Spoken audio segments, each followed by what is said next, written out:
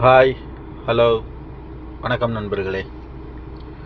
இப்போது சீமான் அவர்கள் நாம் தமிழர் கட்சியோட தலைவர். ஆக்சுவலாக சொல்லணும்னா அவருக்கு தலைவராக இருக்கிறதுக்கான தகுதியே கிடையாது. அந்த அளவுக்கு அவர் மோசமாக நடந்துக்கிட்டு வர்றாரு பொது வழிகளில். அவர் வீட்டுக்குள்ளே எப்படி நடந்துக்கிட்டாலும் யாருக்கும் எந்த பிரச்சனையும் இல்லை. ஆனால் பொது வழிகளில் யாரை எப்படி பேசணுமோ எப்படி மதிக்கணுமோ அதை அவர் பண்ணியே ஆகணும். பட் ஆனால் அவர் அது செய்கிறது இல்லை. ரீசெண்டாக அவர் கலந்துக்கிட்ட ஒரு கூட்டத்தில் அவர் என்ன சொல்லியிருக்காரு அப்படின்னா, நாங்கள் இருக்கிறதுலே அதிகமான தோல்விகளை கண்ட இயக்கம் நாங்கள் தான். ஆமாம், அது உண்மை தான். நீங்கள் அதிகமான தோல்வியை கண்ட இயக்கம் தான், அதை யாரும் இல்லைன்னு சொல்ல முடியாது. காங்கிரஸ் டிவிகேக்கு சப்போர்ட் பண்ணதால் அவங்கள சட்டையை மட்டும் வெள்ளையாக போட்டிருக்கியே மா இ ரு அப்படின்னு சொல்லியிருக்காரு. எந்த ஒரு தலைவனும் இந்த மாதிரி ஒரு வார்த்தையை யூஸ் பண்ண மாட்டான். அது பொது வழிகளில் அவர் சொல்கிறாரு, அது கெட்ட வார்த்தை இல்லைன்னு சொல்கிறாரு. அப்படி இருக்கிற சீமானை அந்த வார்த்தை சொல்லி கூப்பிட்டா, டே சீமான் மா அப்படின்னு கூப்பிட்டா ஒத்துக்க மாட்டார். ஏன்னா அது அவருக்கு பிடிக்காது.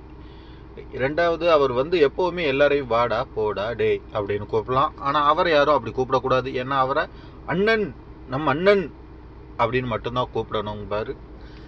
சரி, ஓகே, அதை கூட விட்டுறலாம். இப்போ விஜய் சிஎம் ஆயிட்டாப்பில். அதை பற்றி அவரோட கருத்து என்னென்னா, அவருக்கு அது பிடிக்கலை, அது அவர் கோபத்தை உண்டாக்கியிருக்கு. அது எல்லாம் உண்மைதான். நீ என்னோட வெற்றியை தள்ளி போட்டுட்ட.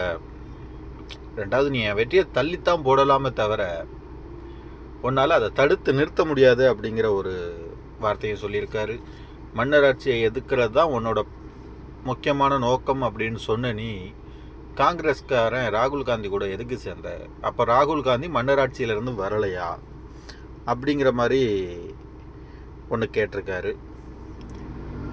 அடுத்து, இந்த ஊடகம் நான் என்ன பண்ணாலும் எனக்கு ஒரு வெளிச்சத்தையோ எனக்கு ஒரு சப்போர்ட்டையோ கொடுத்ததே இல்லை. ஆனால் விஜய் ஆகிய நீ நின்னாலோ எந்திரிச்சாலோ காரில் ஏறி உட்கார்ந்தாலோ உன் பாத்ரூம்குள்ளே மட்டும்தான் வரல. ஆனால் நீ என்னென்ன பண்ணுறன்னு நொடிக்கு நொடி அப்டேட் பண்ணி உனக்கு ஒரு ஹைப்பை கொடுத்து வச்சுருக்காங்க. அதனால் மட்டும்தான் உன்னால் இந்த எலெக்ஷனில் ஜெயிக்க முடிஞ்சுது.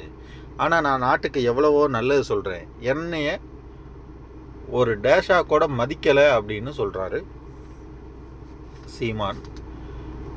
விஜய் மீடியாவை தூசிக்கு சமானமாக கூட மதிக்கலை. அவர் சொன்ன வார்த்தையை சொல்லணும்னா அசிங்கமாக இருக்கும், இருந்தாலும் அதுதான் உண்மை. மதிக்கலை அப்படின்னு சீமான் சொல்கிறாரு.